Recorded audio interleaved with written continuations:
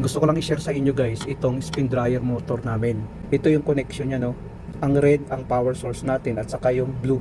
Tapos yung yellow naman yun yung sa capacitor. Ito kasi kung makikita natin ang blue ito na yung sa neutral. Tapos ang red ito naman yung sa hot wire. Red kasi is always hot wire.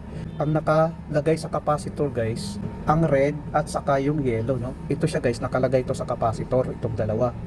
Pero ito ang lagyan mo ng supply. Itong dalawa nakalagay sa capacitor, ito ang lagyan mo ng supply, itong red. Huwag mo lagyang supply itong yellow.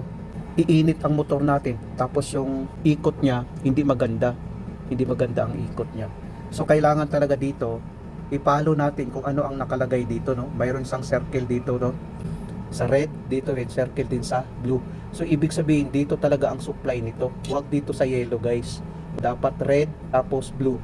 Diyan ka dapat maglagay ng power source para hindi masira itong spin dryer natin.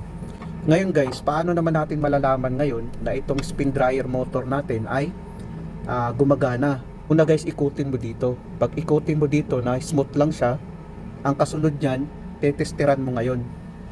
Gamit ka ng multimeter. Katulad nito mayroon tayong multimeter, kung makikita natin. Ilagay lang natin to sa times 1. Ganun natin times 1. Tapos i-calibrate natin tong multimeter natin. Ilagay natin dito, no, kasi mahina ang battery niya.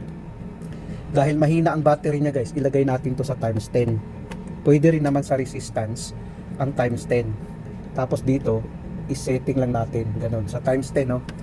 Kunin natin ngayon ang resistance. Ngayon dapat ito guys, mayroon itong palo. Bali ang common natin ang blue, dapat mayroon itong resistance bawat dulo. I-check natin ang blue at saka yung red. Kung makikita natin ang multimeter guys, mayroon siyang palo, no. Mayroon siyang palo. Tapos dito naman sa yellow, mayroon din yang palo dapat. Ayan, ibig sabihin okay ito. Hindi siya putol, no. Dapat may palo pa rin, no. Kung makikita natin. Tapos dito rin, dapat may palo ang multimeter natin. So ibig sabihin guys, ito siya guys ay pwede itong magamit. Lagi po nating tatandaan guys, baka mayroong magtanong, saan ang power source dito? Ang power source dito, ito, isa. Ilagay mo dito ang neutral. Ito naman ang hot wire natin, itong red. Tapos itong dalawa, itong red at saka yellow, nakalagay ito sa capacitor. Bali, ang power source natin, ang red at saka yung blue. Ganun siya guys, pag maglagay. Para hindi masira yung spin dryer motor natin. Sana guys, nakapagbigay ito ng konting kaalaman sa mga baguhan. Maraming salamat sa inyo guys. Hanggang sa muli.